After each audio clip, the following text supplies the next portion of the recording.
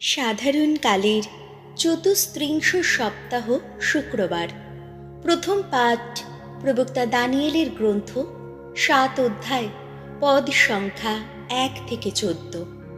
Danijel একটি দিব্য দর্শনে দেখতে পেলেন 4টি অতিকায় পশু, অতি বৃদ্ধ একজন আর একজন রহস্যময় মানুষকে। ব্যাবিলনের রাজা বেলশাজারের আমলের প্রথম বছরে দানিয়েল একটি স্বপ্ন দেখলেন। তিনি তখন তার সেই স্বপ্নটি লিখে রাখলেন। একদিন আমি রাত্রিবেলায় একটি দিব্য দর্শন দেখছিলাম। হঠাৎ সামনে দেখতে পেলাম আকাশের 4 কোণের 4 বায়ু মহাসাগরের বুকে একটা আলোড়ন জাগিয়ে তুলছে। তখন 4টি অতিকায় পশু সাগর থেকে উঠে এলো। তাদের প্রত্যেকের চেহারাই আলাদা ধরনের। প্রথমটি দেখতে সিংহেরই মতো, কিন্তু ঈগলের ডানার মতো তার 2টি ডানা আছে। আমি তার দিকে তাকিয়েছিলাম। এমন সময় তার সেই ডানা 2টিকে টেনে ছিঁড়ে ফেলা হলো এবং তাকে মাটি থেকে তুলে ধরে দাঁড় করানো হলো, যাতে সে মানুষের মতো 2 পায়ে ভর দিয়ে সোজা হয়েই দাঁড়ায়। আর তখন তাকে দেওয়া হলো মানুষেরই মন। তারপর সামনে দেখতে পেলাম আর একটি পশুকে, দ্বিতীয় একটি পশুকে। সে ছিল ভাল্লুকেরই মতো দেখতে। সে একদিকে কাত হয়ে দাঁড়িয়ে উঠবার অবস্থায় ছিল। তার মুখে তার দাঁত দিয়ে ধরা ছিল 3খানি পাঁজর। তাকে তখন বলা হলো, এবার ওঠো, নাও, প্রচুর মাংস খাও তুমি। আমি তখনও তাকিয়ে আছি। হঠাৎ দেখতে পেলাম আর একটি পশুকে। এটিকে দেখতে চিতা বাঘেরই মতো। এর পিঠে পাখির ডানার মতো 4টি ডানা। এই পশুটির 4টি মাথা। একে দেওয়া হলো প্রভুত্ব করার অধিকার। আমি তখনও সেই নৈশ দর্শন দেখছি। হঠাৎ সামনে দেখতে পেলাম 4র্থ একটি পশুকে, ভয়ঙ্কর, বিকট ও অতি শক্তিশালী একটি পশুকে। তার বড় বড় লোহার দাঁত। সে সব কিছু গুঁড়ো গুঁড়ো করে গ্রাস করছিল আর বাকি সব কিছু পায়ের তলায় পিষে ফেলছিল। যে পশুগুলি তার আগে এসেছে তাদের সকলের থেকে তার চেহারা আলাদা ধরনেরই ছিল। তার 10টি শিং ছিল। আমি সেই শিংগুলোকে লক্ষ্য করে দেখছিলাম। হঠাৎ দেখলাম সেগুলোর মাঝখানে গজিয়ে উঠল আর একটি শিং, আকারে ছোট। এটিকে বাড়তে দেবার জন্যে ওই প্রথম শিংগুলোর 3টিকে তখন টেনে উপড়ে ফেলা হলো। আর দেখলাম এই শিংটার গায়ে মানুষের চোখের মতোই 2টি চোখ রয়েছে, আর রয়েছে একটি মুখ, যেটি দম্ভ ভরা যত কথা বলছে। আমি তখনও তাকিয়ে আছি। সেই সময় কয়েকটি সিংহাসন সামনে রাখা হলো, আর অতি বৃদ্ধ একজন এসে বসলেন। তার পোশাক তুষারের মতোই সাদা। তার মাথার চুল সাদা পশমের মতো।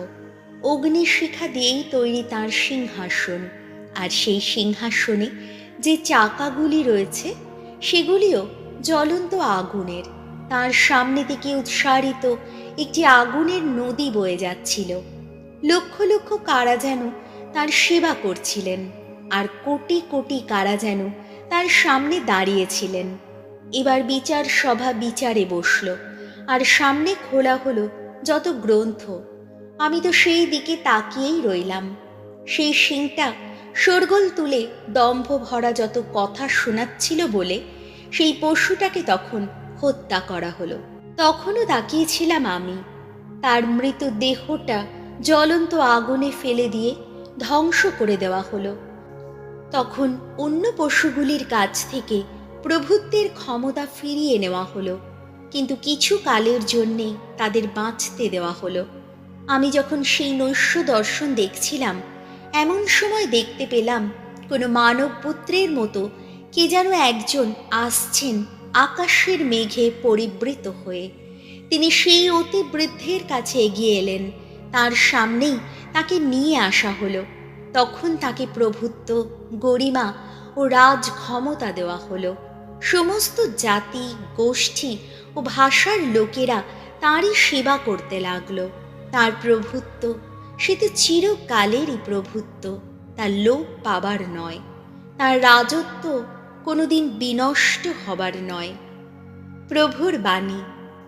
যুবক ত্রয়ের গীতিকা ধুয়ো, তাঁর স্তবগান করো, চিরদিন করো তাঁর জয়গান। যত পাহাড় পর্বত বলো তোমরা, ধন্য ধন্য প্রভু, তাঁর স্তবগান করো, চিরদিন করো তাঁর জয়গান। ধুয়ো, তাঁর স্তবগান করো, চিরদিন করো তাঁর জয়গান।